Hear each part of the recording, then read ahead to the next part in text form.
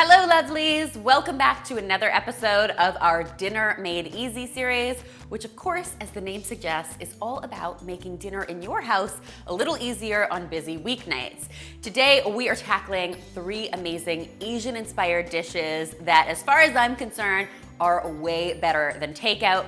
The best part about making these at home instead of ordering them in is that you can control things like sodium and fat content, so you're getting all of this amazing flavor with a dish that's probably a little better for you than whatever you're getting from your local takeout restaurant. Without further ado, let's kick things off today with these amazing Korean-inspired beef bowls. Now, I am absolutely obsessed right now with Korean beef. The flavors are just so incredible. And the first time I made this recipe, I was so shocked by how easy it was to achieve those flavors at home. We're gonna get started by heating up some sesame oil in a skillet here. I am using a non-stick skillet. Always great for weeknight cooking. You don't have to worry about extra tough dishes. Non-stick is our friend.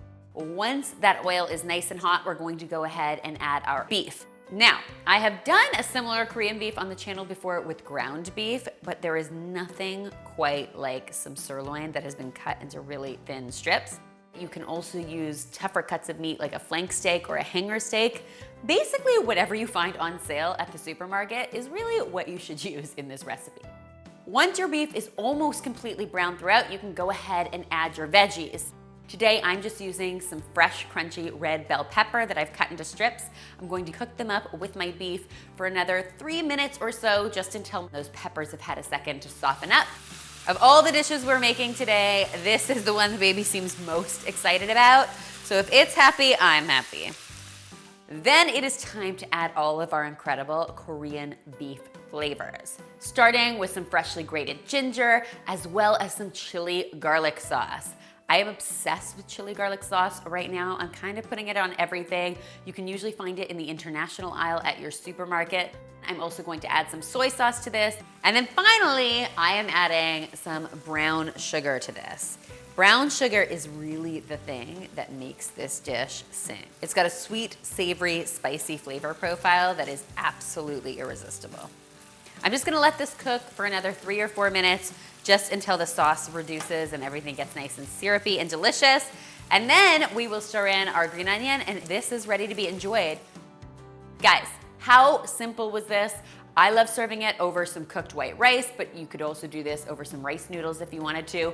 And I promise you, if you're anything like the members on our team, you will not be able to get enough of it. Next up, I've got a quick and easy vegetarian lo mein that comes together in an absolute flash. Now, this is absolutely loaded with veggies. You could do all of your veggie prep during your Sunday meal prep. So come Tuesday or Wednesday evening, all you need to do is throw this all in a dish, and literally it's done in under 10 minutes. For this tasty vegetarian lo mein, of course, we're going to be starting with our noodles. I am going to fire these into some water. The amazing part about noodles like this is that they take no time to cook. So you're literally looking at 2 to 3 minutes, which is awesome. While those are cooking away, I'm going to heat up some sesame oil in my non-stick skillet. Once again, we're using non-stick because we want to make our lives in the kitchen easier. Once that oil is nice and hot, we'll go ahead and add our sliced onion, some mushrooms, as well as some red bell pepper. I'm going to let these get a head start on the rest of my veggies for maybe 3 to 4 minutes. I want to let them soften up. Then I'm going to add even more veggie goodness with some julienne carrot and some finely sliced cabbage. We'll get that softened up for another 2 minutes or so. Once all of that is nice and soft, you can go ahead and add your snap peas. I never like adding snap peas to a dish like this too early because they cook really quickly. You do not want your snap peas getting mushy. The other thing you are going to do is go ahead and add your noodles. You can be a hero like me and do this across the stove like so, or of course you can drain your noodles in the sink and then dump them all out at once. I like saving myself an extra dish if I can. Once all that tastiness is in your skillet, it is time to add some flavor. I've got some minced garlic and some freshly grated ginger, as you do when it comes to Asian cooking. I'm also going to be adding a good helping of soy sauce to this, and then just a touch of agave for some sweetness to balance out that savory taste. If you wanted to, of course, you always have the option to load this up with sriracha, which I highly recommend, or you can leave it spice-free just as it is. When it comes to dinner made easy, it really doesn't get much simpler than this. I like serving it nice and hot with just a sprinkle of sesame seeds for garnish. This is guaranteed to be a hit with the whole family. Finally, on today's Better Than Takeout menu, we are making some easy homemade egg rolls. Now, what I love about making egg rolls at home is we are going to be baking these in the oven as opposed to deep frying them, which is how they usually come when you order them through takeout. So they're a little healthier for you, which is always a good idea.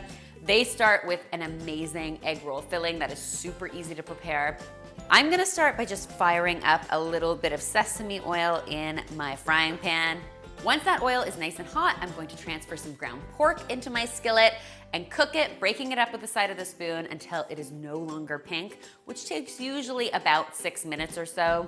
Now, if you're not into pork, not to worry, you can definitely do this with some ground poultry like chicken or turkey if you wanted to, or you could leave this totally vegetarian by going ahead and adding some extra firm tofu instead. All of those are great options, but pork is pretty classic in an egg roll, so that's what we're using today. Once your pork is cooked through, you can go ahead and load in your veggies. So I've got some finely chopped green cabbage headed into my pan with some bean sprouts and some julienned carrot. We're going to let these cook up, stirring them often until they start to soften up. About 3 or 4 minutes is usually how long it takes. Then we are going to get some flavor happening with some minced garlic and some freshly grated ginger. I'll hit this with some soy sauce and a little bit of agave for sweetness. And then once it's all heated through, we can remove it from the heat and allow it to cool down completely before stuffing our egg rolls.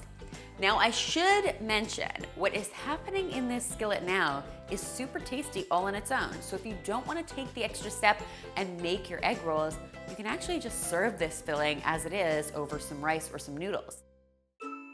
But since we're here, we're going to be making some egg rolls, and I have to be honest, even I was surprised by how easy they are to put together. The first step is going to be mixing a little bit of cornstarch with some water. And that's gonna be the glue that keeps these together. Now, I've seen this done with flour and water. I've seen it done with egg wash. All of those will work, but cornstarch and water is what we are going with today. Once your glue is mixed up, you can turn your attention to your egg roll wrappers. Now, these can usually be found in the refrigerated aisle at your supermarket. They should not be confused with wonton wrappers, which are quite a bit smaller. You want to make sure you're getting egg roll wrappers because we want lots of room for lots of delicious filling. All we're going to do is load a nice helping of our filling into the center of our egg roll wrapper. Then we'll pull one corner up and over the filling, tuck in the sides, apply our glue to the other corner, and then roll them until they're sealed. Roll it, egg roll. Now, before the comments go nuts, I know that my folding technique is closer to that of a spring roll than to a traditional egg roll, but come on, I'm on a roll. An egg roll. Excellent. We'll repeat that process until all of our filling has been used up, and then I'm gonna brush them with a little oil to help them get nice and crispy in the oven. I've got my oven preheated to 375 degrees Fahrenheit. I'll get those in there for between 10 and 12 minutes or until they are nice and golden and crispy on the outside, and they are ready to be devoured. I like serving them with a little sweet chili sauce, but of course you can serve them with your condiment of choice. If you want to make your weeknight cooking even easier, you can always go ahead and make these egg rolls 2 or 3 days in advance and store them in the refrigerator before baking them. This is crispy, crunchy, savory dinner deliciousness that I promise you will not be able to get enough of. Don't believe me? You have to try these for yourself. In fact, I hope you try all 3 of these tasty ideas. And if you do, be sure to tweet me, Instagram me, or Snapchat me a photo because I always love seeing your kitchen creations. All of these delicious recipes are available in the description box below. And finally, if you haven't already, be sure to subscribe because there is lots more deliciousness where this came from.